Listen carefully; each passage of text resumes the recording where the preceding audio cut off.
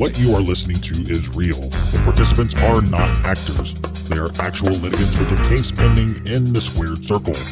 Both parties have agreed to dismiss their cases and have their disputes settled here in our forum, the Turnbuckle Debate.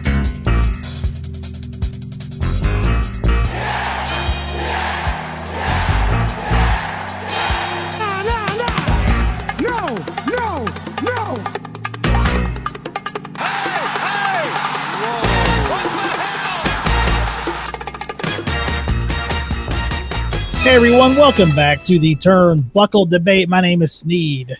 I'm Chad. And I'm the staple of the debate tonight, but I'm known as the Ace, man. Live from the No Cell studio, Stephen ACEFIELD. Happy to be here. And our returning guest, one of our favorite returning guests. So nice to have you back, Sheena. Oh, it feels so good to be back. Yeah, it feels good to be back, dude. I missed my last scheduled appearance. Life was crazy. We were in the middle of a move. I broke the streak. I was like every 20 episodes was my gimmick, and I broke the streak. But I'm back, so maybe we can figure it out. What's this, episode 97? We can figure out a way to make the math work. Yeah, the streak was broken, but it just made it's worth the wait. It's one of those worth the wait. Sheena, I know you guys had a big move. You've brought in two kind of spin-off shows with One Mike and Marco and those awesome interviews, and also the Pod Warriors with Jordan and Seth breaking stuff down all across the wrestling world. I love the video game, the video game episode they did on Pod Warriors. But what's going on in the CHICK FOLEY Show world? Tell us about the new shows, all of that good stuff. Like you said, so a lot's happened just in our personal lives and in the the podcasting lives. So we have two spinoff shows now. We're taking a page out of the Turnbuckle Tavern's book. We're trying to just expand and expand and expand. Yeah. So Marco's kind of doing his thing with interviewing different people in the wrestling community, kind of what Sessions used to be, where Tom was like kind of having a sit down one-on-one conversation and kind of deep diving into people's, wrestling histories and fandom and all that kind of stuff, and getting artists on there and talking about where their creative pursuits come from and whatnot. So that's a great show. Open mic with Marco, and then the Pod Warriors is the heel husband, my husband Seth, and our best friend Jordan. They deep dive on a specific topic and just bring you like the heat, because those two guys, I mean, they know more about wrestling than anyone that I know. Like, they have like these sickly encyclopedic memories about stuff, and I'm just like, you guys are so nerdy. Like, they text each other all day long about the most nerdy shit that I've ever I'm just like, what do you guys text me? He's like, oh, we're just talking about, like you said, the video game episode, like all the different video. I'm like, all right, I'm out. Seth's photographic memory is impressive to me. Like, his callback on the CHICK FOLEY Show, when he'll bring up certain things, I'm like, man, how do you remember that? Yeah, I've been a fan, so he makes me self-conscious, because I've been a fan for a long time, and like I'm like, oh yeah, I know a lot about wrestling, and then I stand next to him, and I'm like, I don't know shit. I don't know who Like, this guy is like bananas, but I also have to remember, like, he's the odd man out. He's the weird Rain Man, like, recall. Like, I can't. So I'm just like, don't even compare yourself to him. Well, that's awesome. We're happy to have you back. We have three brand new topics, three fun topics. I think we're gonna have a lot of fun with these too. Yeah. And if you guys are ready, I think we should just get right into it. Let's jump in. Ready? Let's go. All right. First topic of the evening. Could Matt Cardona become a true top guy in the business with a return to this new WWE as a heel? Wow. I mean, that's a great question. I guess I'll start here. My initial knee-jerk reaction was no, but as I thought about this, I'm leaning yes, because I think about all the different people that left to greener pastures for themselves and fine-tuned their character and their in-ring work and found a way back to WWE. Most recently, think of Drew McIntyre, who was a mid-card guy, was kind of expedited to the main event from the beginning as the Intercontinental Champion, hand appointed by Vince McMahon, and it never really panned out, went off and did his things in the Indies, wound up in Impact doing great things, and in NXT, and then here he is now. He's like a 1B to Roman Reigns. Yeah. Could Matt Cardona take what was the Zack Ryder character off him? I think, of course, because you even think back to John Bradshaw Layfield. He was Hawk Bradshaw Layfield, or whatever his character was, is that goofy cowboy. Bradshaw. Exactly. Yeah. And then the APA, but comes back as a world champion. So it depends on the presentation. I think he puts the work in. He has the ability to do whatever he has set his mind on because he's been killing it wherever he's gone, whether it be Impact, NWA, GCW. The guy's on fire. Number 13, the PWI top 500, so well-deserved. Above a whole bunch of guys that you would have said 5 years ago, Will Ospreay, AJ Styles, Seth Rollins, above those guys. I think anything he put his mind to, he's a legitimate world champion in my opinion. He's coming back as a former IC champ, so yeah, the lineage is there. Yeah, my knee-jerk reaction was, in my opinion, he's already a top guy. If we were talking about just the business, he's already a top guy in the business, right? Like, obviously, the stigma is to have that Mania moment. You're the last person they see at Mania holding the title. Like, that makes you a top guy in the business.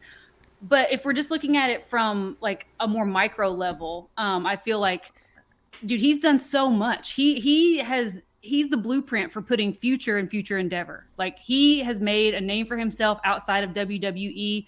I would argue that he made his own name for himself inside of WWE. Yep. And I feel like, you know, I don't know. I personally don't know if he would even want to come back to WWE. I know that was his dream and he worked there for so long. But he has so much creative freedom over his likeness right now and what he's doing and where he goes. And with all the things that they have going on, like his level of success. I mean, obviously, if it made financial sense, like money talks. We know that. We've seen it a million times. But I just think like he has like the number one, if not number one, like number two Patreon, like wrestling Patreon, most subscribers. He has action figures coming out from multiple different lines. He has all this stuff that just kind of builds this hype around him that he wouldn't have if he was with WWE. Even in this new Triple H kind of like edgier era, I feel like he would still be contained in a way. Yeah, mine comes with kind of a caveat. Like I think I do think he could be, because I agree with Sheena. I do think he's a top guy in the eyes of the hardcore fans. Like everybody knows who he is. He's doing, I think, the best work of his career right now, kind of splitting his time between GCW, NWA, Impact, being a heel in all of those companies.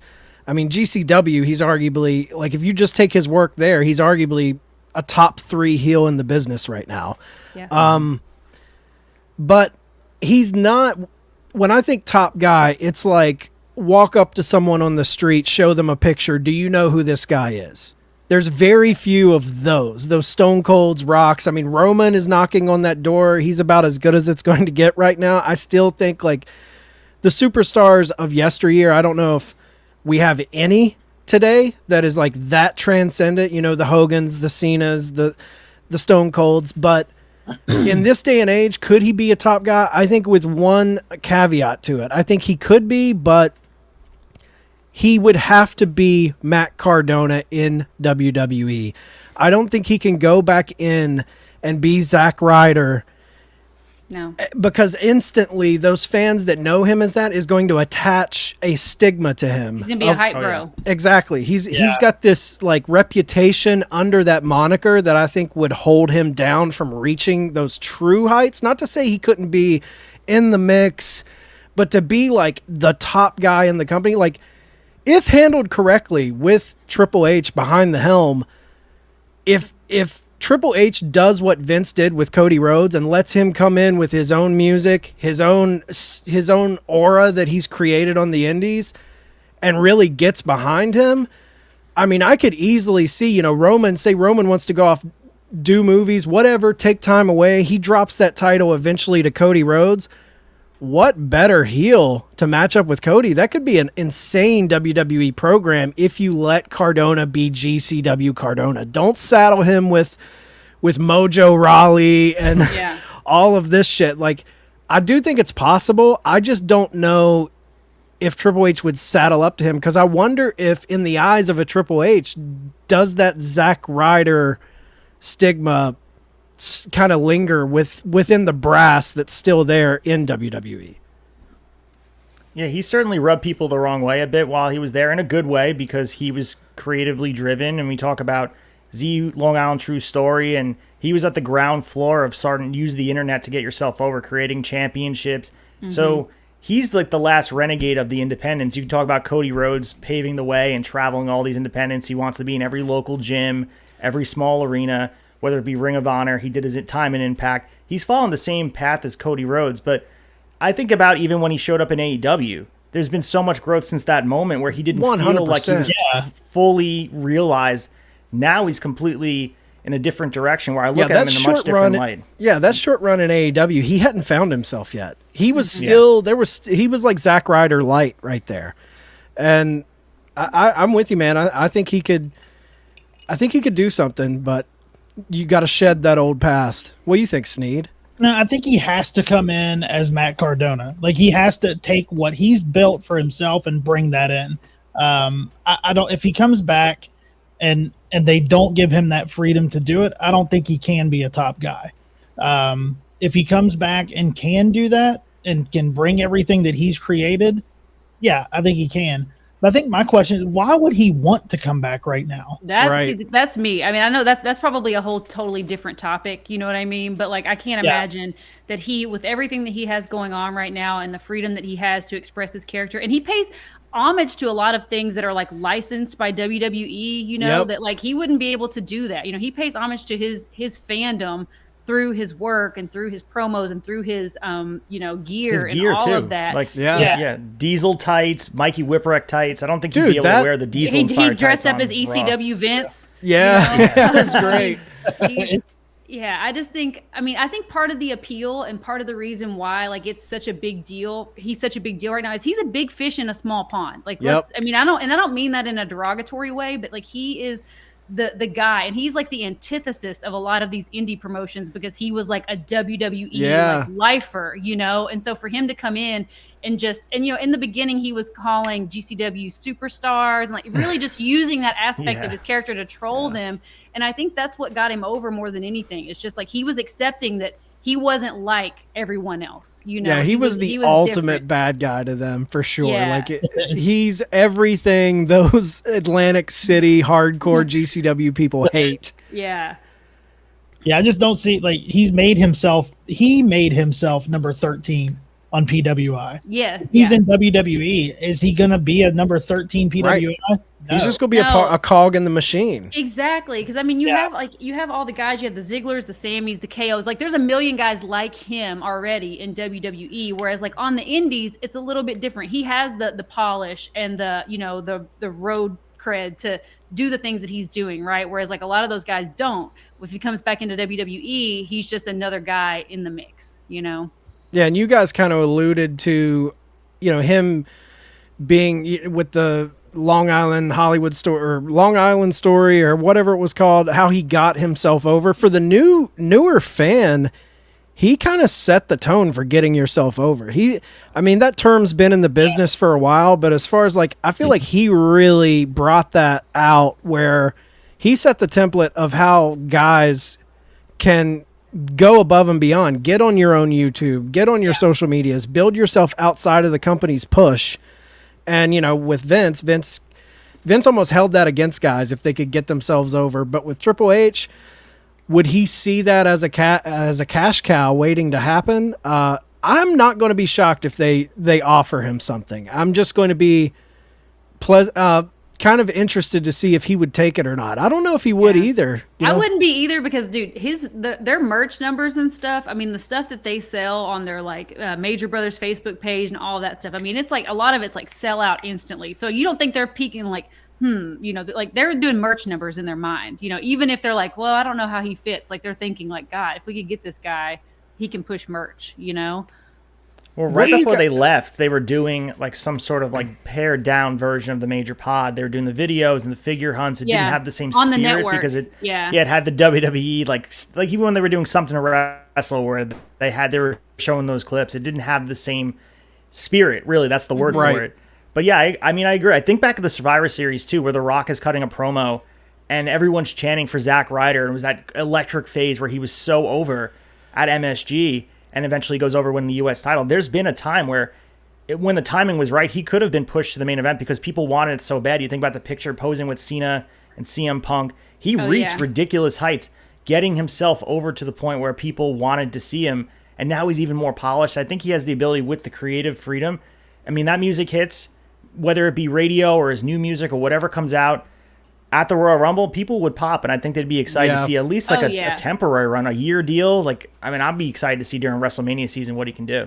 Dude, the crowd swell behind him at one point could be compared to the early crowd swell of the Yes Movement. Not the Yes Movement at its height, but like it was the same kind of, we're backing this guy. You know, and they kind of like pushed it away. But what's the difference? You know, you brought up, I think you brought it up, Ace, how Drew McIntyre got released, went out, reimagined himself, reinvented himself, came back, and they gave him a push. You know, he was the champion. He took out Lesnar at the Rumble.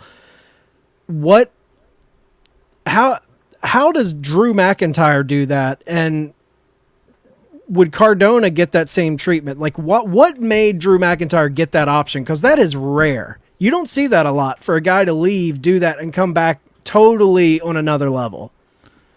Well, Drew had to sit in NXT for a bit and do that whole run. Is Cardona willing to be in NXT, whether it's the new white and gold or rainbow, whatever it is? Drew had to do his time and win the NXT title and spend a year and a half down there. I don't know if Cardona would be willing to sit there and do a minor league assignment down there, because I don't think he should be there. I think Drew at the time needed to earn his chops and be realized in the fans' eyes that he's not the same, whatever, the chosen one or the Intercontinental Champion, that small, scrawny guy we saw on TV before he left. Him coming back, what they did in Impact, yeah, that was great, but I think they wanted to see it on a WWE stage, and NXT was where he had to cultivate it. And then when he got called up, he was at the side of Ziggler. There was a lot of growing pains for him prior to being pushed to Brock Lesnar. I feel like Cardona would have to go through the same thing. And as we all have alluded to, I don't know if it's worth it in Cardona's mind. His brand is almost much bigger than a lot of these places they probably would want to bring him, unless you're bringing him to the top of the card like you do. And with is Cody he Rhodes. going, you know, we saw Drew get that push, and Drew is now kind of at the top. You know, he's kind of lingering up with the top guys. But another guy that kind of went away, did some work on his body, and came back and got a hell of a push too that we forget about is Jinder Mahal.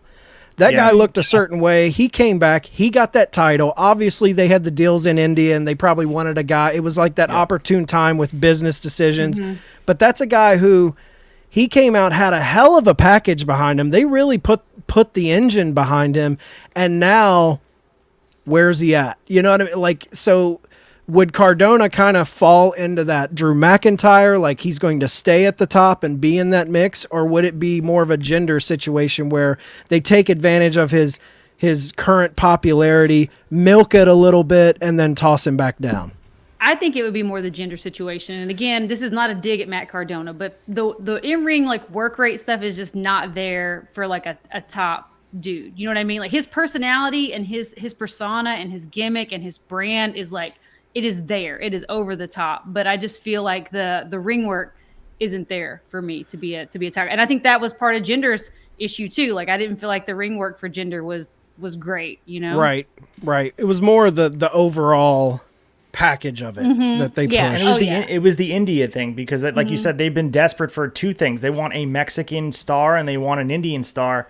And Jinder happened to be there, and he looks like $1 million, came back looking very changed his body, like you mentioned. He was on that gas, bro. Yeah. It looked like he was on that gas. Yeah, let's not pretend that Drew's not on the gas too. I mean, his head looks like a bastard alley cat. Like it is like, you know, big but man. they're constantly taking a risk on guys that from different countries. Like Alberto Del Rio got multiple chances before fucking that up. That is true. They want so badly to have. Alberto. If they could bring back Del Rio, I think they would again. Like they just want that guy that can resonate with that audience and bring him on tour in the international. That's why they rolled the dice. Andrade. Why didn't they push Andrade to the moon? That's dude? true. They dropped the ball. 100%. Dude, they wouldn't push Andrade, but you know that's why they rolled the dice on Cain Velasquez with the UFC. When they brought him in, that was because they were looking for that Mexican base. He was the first Mexican. I mean, he's a Mexican American. He's not like from Mexico, but still, yet his parents were. He was an immigrant kid, came to UFC, became the first Mexican heavyweight champion. WWE was bringing him in, seeing dollar signs in Mexico, I think. Yeah. Vince's gripe with Andrade, if I remember reading all the dirt sheets and believe the dirt sheets or whatever nowadays, that he wasn't able to cut a promo that was fluent English. And the beauty of Alberto Del Rio is he was able to do both. And Del Rio was pretty eloquent on the mic for a guy that's not from the United States fully and speaks both languages. So he was like, you think about Eddie Guerrero, like had to work on that promo for years and years and years. And then he eventually got there. But I a guy still like think Andrade- now you got Santos Escobar, who's Yeah. who's got it Yeah, I all, mean, you know what I he's mean? great. he does. He's Yeah. great. I love him. I still think that you could roll the dice. They could have rolled the dice on Andrade with Zelina as the mouthpiece. Yes, exactly. He didn't could have need- done stuff. Yeah, he didn't need it. I mean, look at Brock. Brock had Paul Heyman Yep. for years. Didn't say shit. Didn't say shit. And so, Yep. yeah, if he would have had Yeah. Zelina, dude, Andrade could have been over. Yeah, for sure. All right. Does anybody have any final thoughts before we move on to our next topic? I think I'm good. Ready? All right. Yeah. Let's move on to our next topic. So our next topic of the evening, Sheena, this is the topic you brought to the table. Is NXT Europe a good idea? Now, I'll defer to you to take the reins on this one. Okay, so the reason I brought this to the table is because obviously, as we know now, they're getting rid of NXT UK and they're going to expand it, I think in 2023, to NXT Europe. So it's going to be a more global aspect, right? You're going to expand. Right. My problem is that, yeah, in theory, it's a good idea. Like, let's expand, let's get more eyeballs, like get more talent, blah, blah, blah. But at the same time, like NXT UK was a phenomenal product, some of the best wrestling product that there was. Underrated. And it still did not get the viewership. So what are they going to do now besides monopolize the European market, which what happened in 2018, which is what kind of like draws me back from it a little bit, is I'm like, dude, they put a lot of like indie promotions under by going in and just scooping up all of this talent. And that's going to happen on a more widespread level now. And I just, to me, that feels a little bit icky, you know?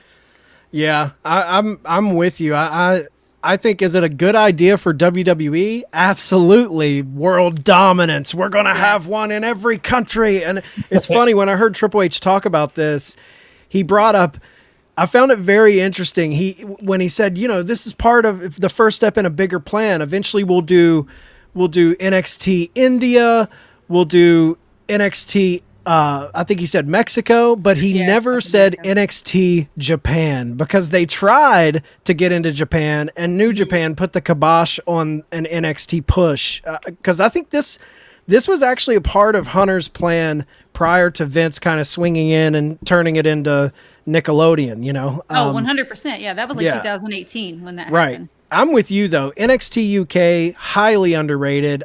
I think as far as just bell to bell, they put on just as good of matches as NXT did. The talent there is just outrageous. You had Pete Dunne, you had Walter, Rhea Ripley, Tony Storm, Joe Coffey. Oh my gosh, what's the guy's name? Mastiff. Trent Seven. Yeah, you had Jordan Devlin. Mustache Mountain. Yep. Yeah, dude, freaking. It was just. Walter unreal. came in and took the belt from Pete Dunne. I mean, it was a. I love that British strong style too, and they even towards the back end of it, William Regal's son was even popping up on the show, and he looked incredible. I remember me and Sneed were watching some of it. He was kind of a star in the making to me, but I think it's a good idea for WWE, but I think it's terrible for European wrestling. I mean, sure, there's going to be some guys getting big paydays and get a window and a fast track into the WWE world, but at the same time, for every 4 or 5 guys they poach from a promotion to bring into NXT Europe, there's going to be a shit ton that's just left, and they swallowed up a lot of guys. They're left without the top tier of their level of competition, right? So who are they going to cut their teeth against? Who are they going to come up against and raise the bar? So now you're going to be stuck with all these guys that are kind of on the same level, and they're really not going to be able to rise to their true potential. Yeah.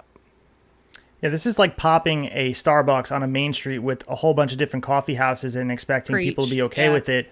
I think at this point, independence, and I love independent wrestling, it's the lifeblood of pro wrestling. If people can cultivate their craft in these independents without being overseen by the entity of WWE, yes, it's appealing. Yes, you get a steady paycheck. You don't have to sleep on a couch. You get a whatever. You have the stability of that. I don't know about stability. Stability. Yeah. Stability is not something that WWE offers. You get the cushion without the. Yeah, I mean, you're not Darby Allin sleeping in your car. Like at least there's that. But you mentioned the talent: Rhea Ripley, Doudrop, Walter, Pete Dunne. The list goes on and on. I think NXT UK has done its job. It kind of monopolized that area. They've came in, they destroyed the competition. Now they are moving on to the next conquest, and that's Europe.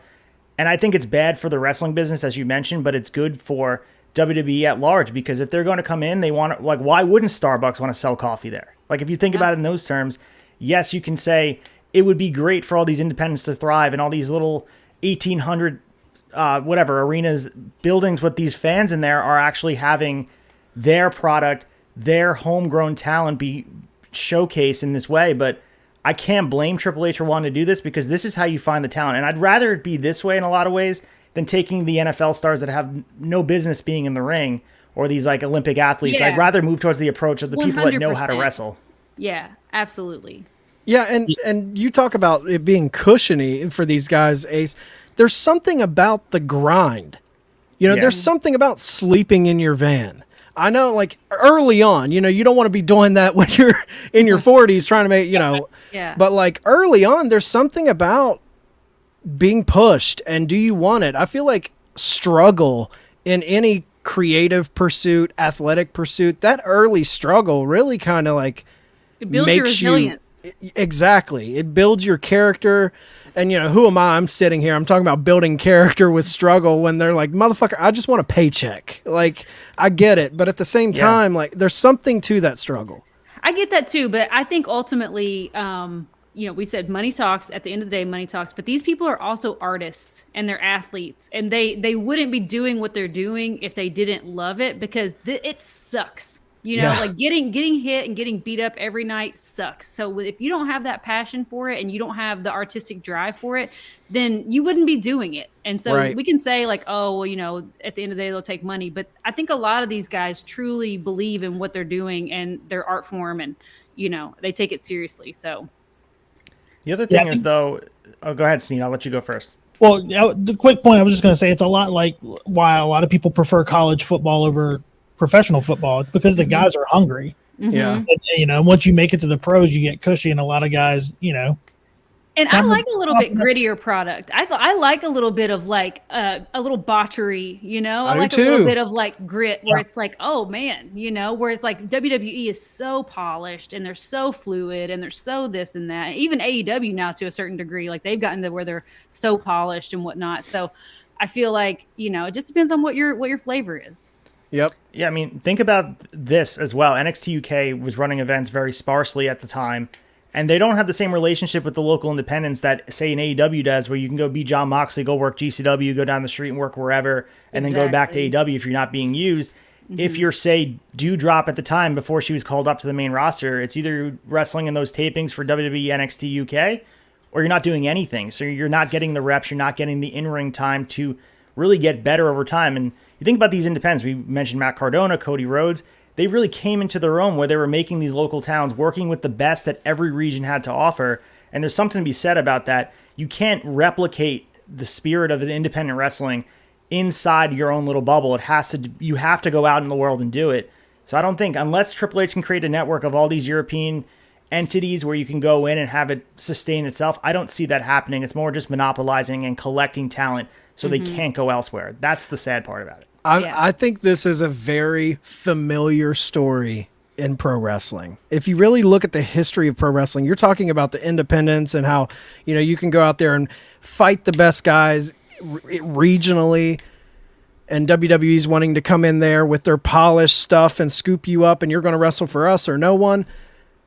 That's territory wrestling, and Vince coming in and scooping up the territories. It's the same thing that happened in the 70s and 80s when Vince was raiding these territories, getting the Junkyard Dogs and all of these top guys. Immediately. He goes in, scoops them up, brings them to his company, repackages them the way he wants them to be presented, and then these territories are left scrambling with their mid-carders of like, okay, who are we going to put as our star? So it puts them in a really, really bad spot.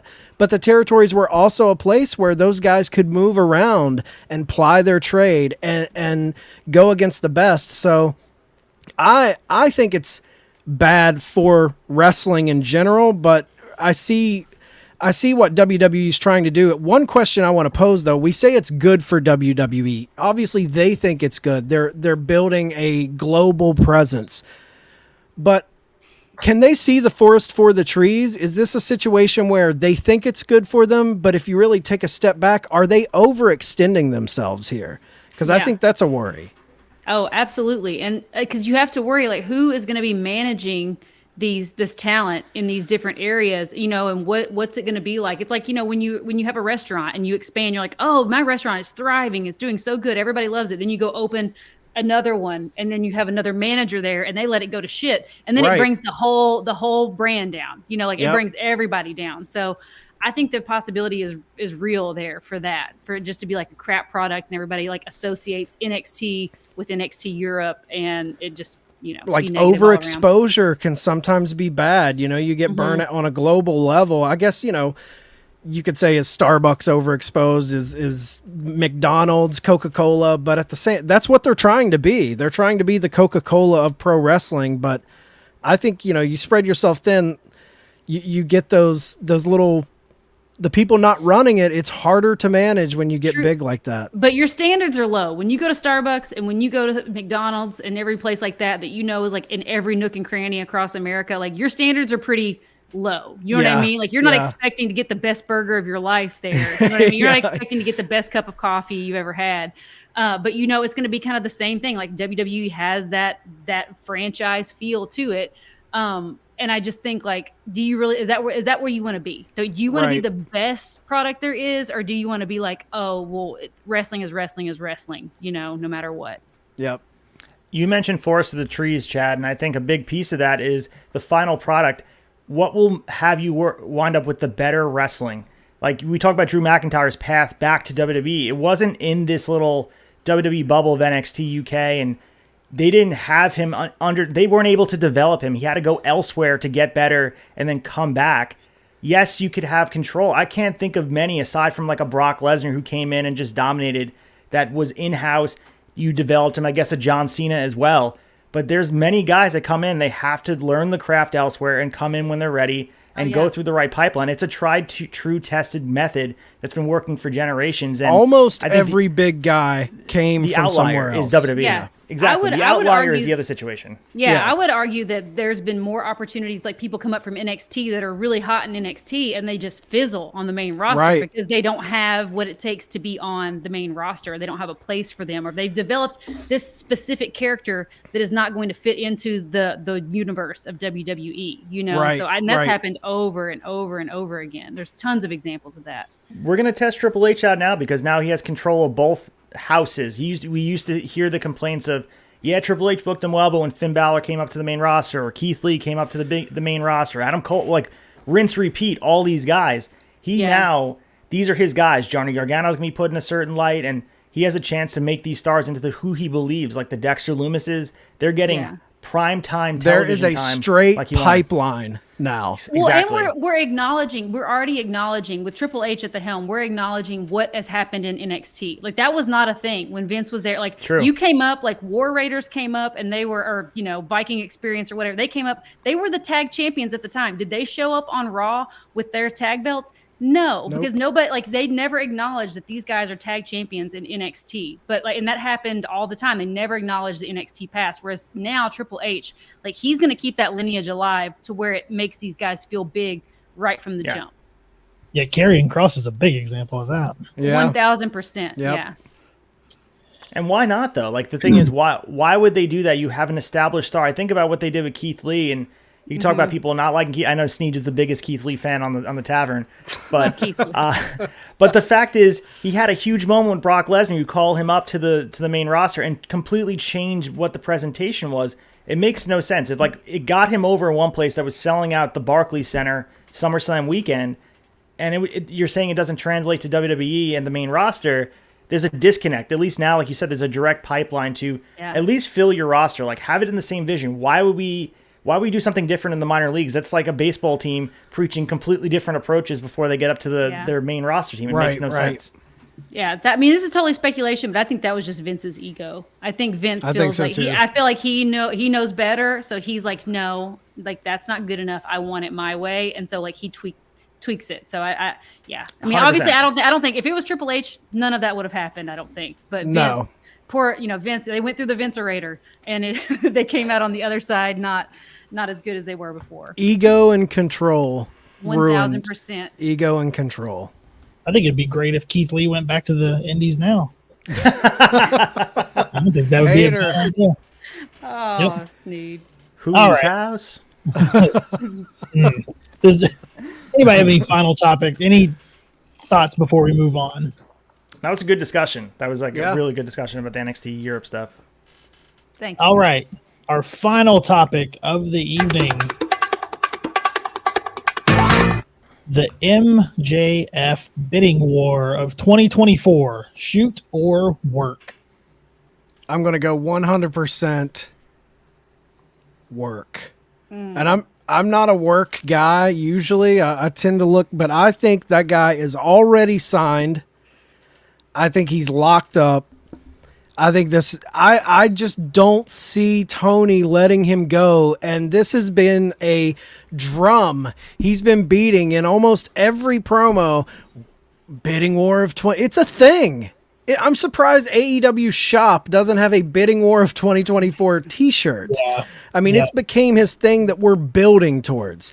They're planting seeds of something we're building towards this push to the year he might go to WWE. I mean, it has a lot of CM Punk shades, 2011, with the pipe bomb. He's going to take the title. The contract's coming up. He's going to leave with it. MJF has a chip to get the title. I think we're going to see him get it probably at Revolution, maybe Full Gear. And he's going to hold that belt until the bidding war of 2024 kicks off. But I have no doubt that dude is locked up. And I think this new him getting engaged, an engagement to me is done by a man. He feels secure in his future. He's just signed $1 million deal, some millions of dollars for X amount of years. Nobody ever gets engaged willy-nilly. That never happens. No, his future. Marriages last forever. His future is secure. He's feeling good. He's like, yeah, I got this contract that no one even thinks about. They think I have it even signed. Yeah, I think it's a work. I think he's put the pen to paper. He's locked up. I think we're good to go. Yeah, he's already locked up. I'm going to say that it's definitely a work also. I don't think there's no way Tony's letting him go. And I think, and if anybody can keep it, because I do believe that he's already signed, and if anybody can keep it as a work, it's him. This guy's a master of keeping kayfabe. Yeah, well, Tony's gonna back the Brinks truck up too, just because like he already kind of lost his reins with CM Punk, so he's like, oh hell no, I'm not gonna lose. MJF you can't lose that kid. Not at all. No way. However, I do think I think it's a very real possibility, especially with Cody now in WWE, that there are legitimate talks with WWE. I don't know whether he'll go or whether he has a contract signed or whatever, but to think that WWE doesn't at least have their eyes on him, I think would be naive. That's why I think Tony locked him up. I think Tony knew, and I'll be honest, I think out of anyone in that company, more so than even the Bucks, more so than even Omega, that's the guy that if they lose him, they're hurting bad. Mm-hmm. That would be the biggest dagger to their heart. I think he's the most entertaining guy every Dynamite. He's must-see TV. Tony knows that. The Bucks they're indie worn, man. They're not 25-year-old dudes. This is a guy who hasn't even scratched the surface of his prime. I mean, he is a virtuoso kid, like a true prodigy of pro wrestling. Tony Khan might be fucking up some things, but that's something. If you don't see what you have and you don't try to keep him off the open market and just throw, like you said, Sheena, back that Brinks truck up, I feel like Tony knows what he has there. He's the golden boy to me, more so than anyone in that company. And his shtick really wouldn't work. Oh, you do? I think it's a shoot. I think that there is a chance that he does leave. And I think we're giving Tony too much credit here. Like, we're assuming that he's applying great leadership skills here where he's shown it nowhere else in the company. He's lost the reins, lost control. we had this exact same conversation months ago about Cody Rhodes, and everyone said he's an EVP, he has too much control, he has creative freedom, and look where he is now. So Yep. I think there is an element. Obviously, I was on that bandwagon that it was a shoot from the beginning, and then obviously we found out that it was worked into storyline and all of that. I think there is some bitter feelings because of everything going on in the back. There is tension, and you look at the history of wrestling, people have to think about themselves first and foremost. It's a hard-hitting, it takes a toll on your body. You have to make your money while you can. He's a young guy. He would be stupid not to at least consider WWE. And like you said, if they back the truck up and they offered him a ridiculous deal, but now you have to think about from the other side. WWE wants a transcendent star. They want a young guy as well. And they're going to be offering an exuberant amount of money. They're enthusiastic to have the conversations. I know contract disputes and you can't have tampering and all that stuff and talk to him. I think MJF's going to wait, and I think he's going to talk to both sides. And I hope selfishly he stays in AEW because I think that's where he could be best on the microphone. But I think there is a serious chance, and we talked about this in the debate, I mean, how many months ago? I said upwards of 65% chance that he could leave because of the fact that his star may outshine where AEW is going, and he may want greener pastures. That means acting. That means Hollywood. That means TV shows, movies, whatever exists for his future. I think WWE offers that more to him, and that's something right now AEW can't. I think that's all character.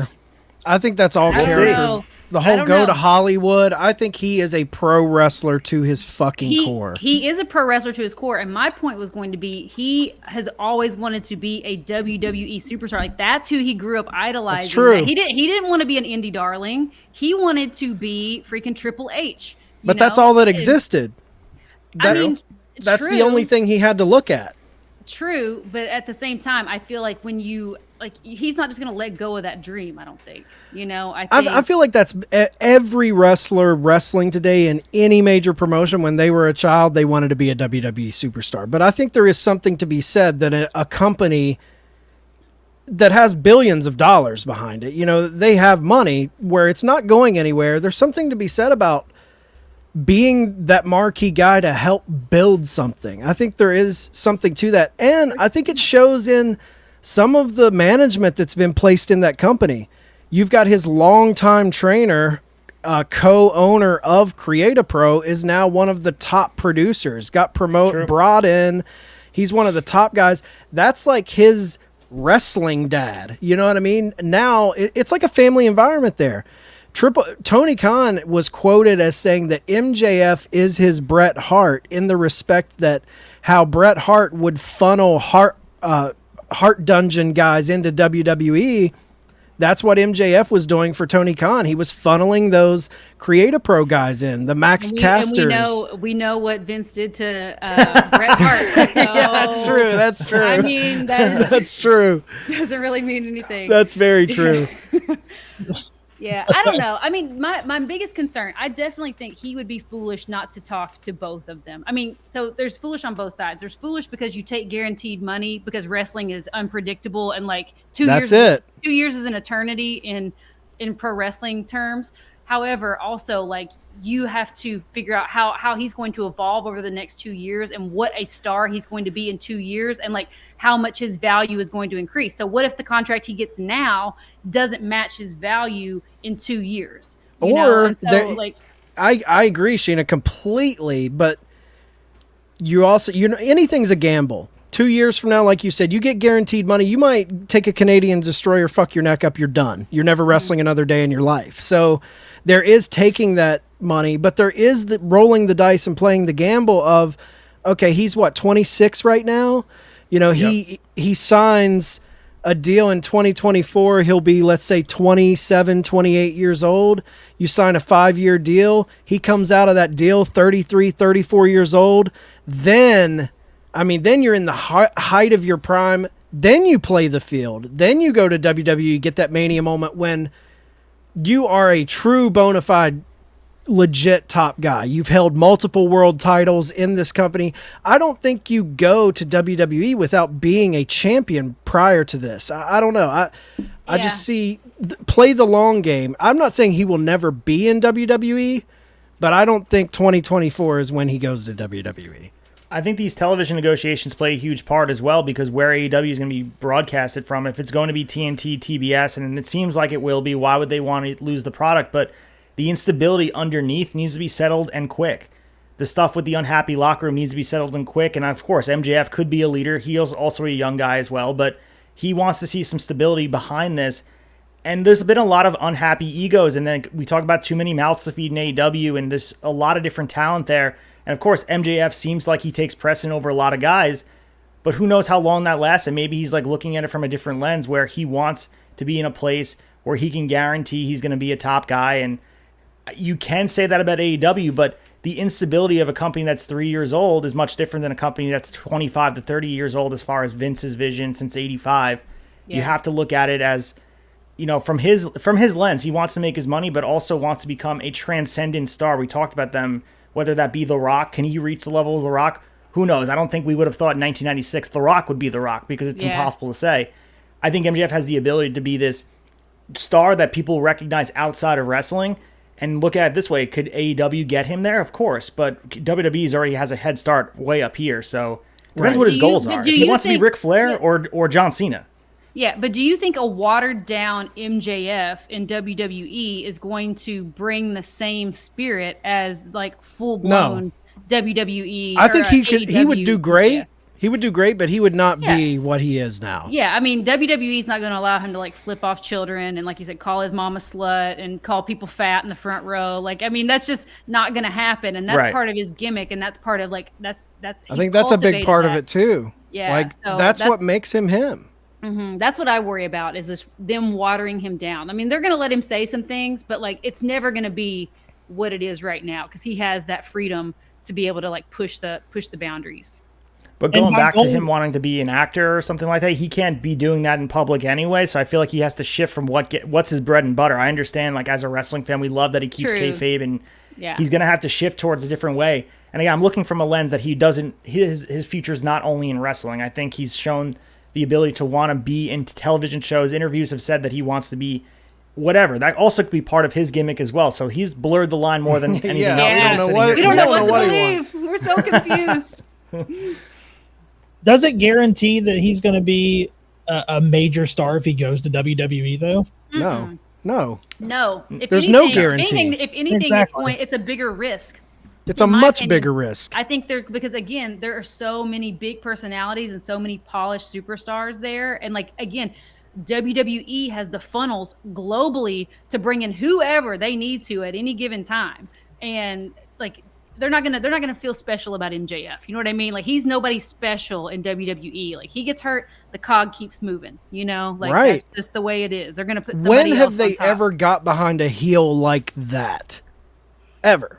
You know, like, I don't like a heel like him. We've never seen someone like that get pushed. It's always the Miz, and he's not. You know. Yeah, I mean, he's not John Cena or, you know, Roman by any means. The Rock was a baby face, but he started to become The Rock when he was a heel with the Nation. So he was saying some derogatory things towards the fans, and that was a different time. Different time for sure. They weren't publicly traded on the New York stock market, so it's not like they can have that again. But Triple H's vision is going to be interesting to see in the next year, and I think MJF, if he hasn't signed, waiting to see the vision of what Triple H wants to do, it's going to be much clearer in 6 months from now than it is right now. And maybe MJF can see it and say, I'd rather be there. That's where the blurriness comes in, because we're just now getting on this train with Triple H, you know, like it's just now starting to leave the station. So we don't even know what to expect from we don't it's going to be same old thing, or we don't need to worry about what to expect, because he's already signed a contract, like me and Sneed said. Right. But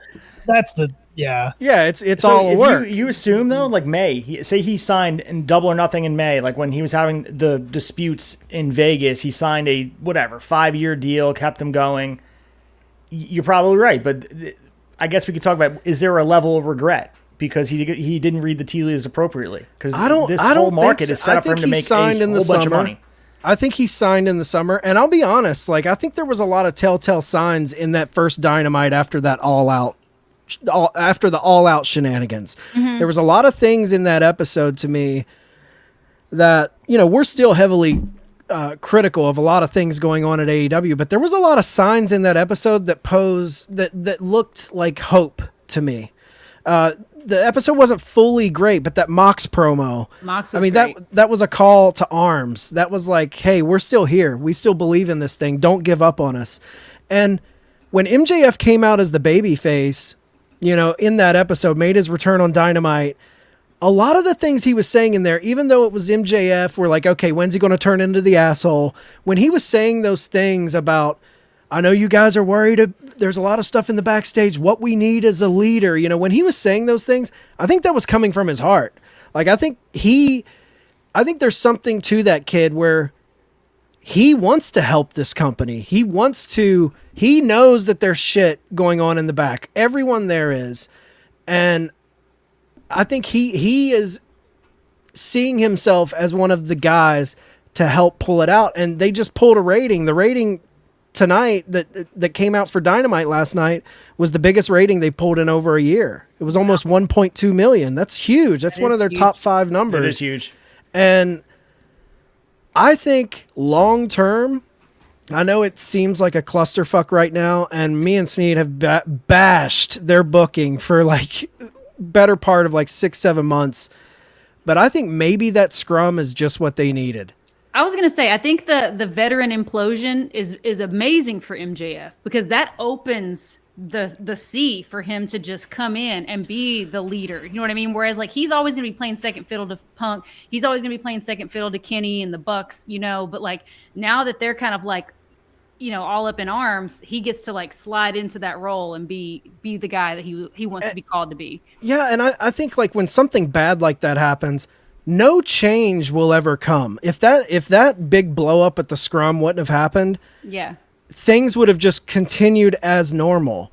It's kind of like when America, you know, a country has a tragedy, whether it's a natural disaster, 9/11, something crazy happens. In the fallout of that, you know, you're so into your daily 9 to 5, you don't care about everything. In the fallout of a tragedy, I feel like it brings people together. And they're like, you know, let's rally together. And I think that might happen from that scrum. I feel like a lot of people are like, let's show them what we can do. I hope at least, I hope so. Cause I love AEW. Like obviously it's easy to shit on them right now, but I love AEW and I want them to succeed. I don't want them to blow up, especially over freaking CM. Exactly. Come on, Jesus man. Christ. You So know? Mike and I have been really obviously doing WCW 1996 for Shot of Nostalgia, and we're all the way through September. And what we talk about is comparing Eric Bischoff and Tony Khan and how influenced Tony Khan has been from Eric Bischoff and WCW at large. And I think, like you mentioned, the silver lining of this Punk stuff could be forcing Tony Khan's hand to learn from WCW's mistakes, because if the veterans push themselves out of the way, you can prioritize the younger talent, the Jungle Boys, the MJFs, Sammy Guevara, Hangman. Darby Allin. Those are the guys, Hangman. Those are the guys that are the bread and butter of what's going to let AEW prosper in the future. Yeah, CM Punk in the immediate is going to, pop a rating, get people excited, sell action figures, sell shirts. But he's a brittle old man, though, man. He's brittle. What's going to build this right now is having the backs of building, and like we started on Dynamite last night, or whenever we're airing this on Wednesday night. Sammy Guevara looked like a star in a losing effort, and that's how you get people to care about your homegrown guys. You have to make them feel like they're comparable to the guys from the outside, and that's something WCW never did. And if AEW can learn from that in their early stages, because let's be honest, they're still in their first 5 years of existence, so they're still learning here. Everybody's learning. Like Tony Khan, everybody's learning. That's what CM Punk said to him during the scrum. Yeah. We have the ability to actually see planting these seeds, and we can see them grow into trees live in front of us. And I think that's awesome to see a guy from Sammy Guevara showing up with a panda hat at Double or Nothing to being where he was on Wednesday night. That was a cool moment as a fan. Yeah, absolutely. That panda hat. Yeah, and you've gotten to see it from start to finish, to where it is now. Obviously not finished, but I'm here for it. I hope everything works itself out. I mean, work or shoot, it's going to be a fun time. It's a fantastic. I'm having the time of my life talking wrestling. Let's be honest about it. Well, he's going to make it fun. I think, with MJF too, I think he's going to make it a blast. Yeah. Well, like you guys said last week on the debate, it's not about popping a rating. It's about sustaining a rating. Tom is all like, oh, he popped a rating. Oh, who cares? You have one episode of Dynamite where you pop a rating. That means nothing. Exactly. Sheena, get him. This is my favorite part of the show. Shit on Tom. Let's go. We'll take this moment to shit on the staple. Yeah. That might be a shirt. Shit on the staple. Shit on the staple. There you go. He was in there like Charlie Day and Always Sunny with all the different little pinpoints trying to put it together. 100%. It's at work, everybody. Yeah. Where's the mail go? That's what that's him. Yeah. 100%. Yeah, he was not going to let it go. I was listening to the session. I'm like, this has to be like tongue in cheek. You guys can't be thinking this will work. And the best was when he says, "Yeah, Cody Rhodes is infiltrating WWE to bring the title back." I'm like, all right, he's fully lost it. He's beyond repair. Oh yeah. Oh man, does anybody have anything to say before we wrap up? This is a lot of fun. WORK work. We'll see. Work. All right, Sheena, tell everybody right, where they can find you guys.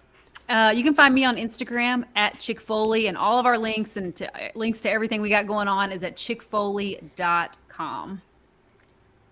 Awesome. Well, it's been a blast having you back on. We'll have to get you on sooner. Oh, thank you so much for having me. I love being on the debate, and now that we're settled in a little bit, and I got to be on here with Ace, like this is a change up, So this was great, guys. Thank you so much. It was a lot of fun. It was always great talking to you, and I mean, amazing on here on the show. And keep up the great work with Pod Warriors and the Chick Foley flagship. Everything you guys are doing is killing it. So making the Pod Foundation proud for sure. Yeah, absolutely. The mom of the Pod Foundation. Yes, that's gonna be my shirt. That's a T-shirt. I'm gonna get you guys a mom. Chick Foley is my mom. Yeah. Oh, I don't know about that. That could be taken a lot of ways. All right, guys, that's going to wrap us up for this edition of the Turnbuckle Debate. Make sure you guys are following us at theturnbuckletavern.com. We've already shit on Tom a little bit. This is usually where I give him some time to talk, but let's shit on him a little bit more. Anybody got anything to shit on him? Let's go. Going full Alex Jones in the Sessions episode. It was very entertaining. Go check it out. Yeah, check it out. That new time for Sessions, by the way, Wednesday mornings, no longer on Fridays. So you guys check it out. The new schedule's in full swing. So just follow Turnbuckle Tavern to find every release we have coming out for you.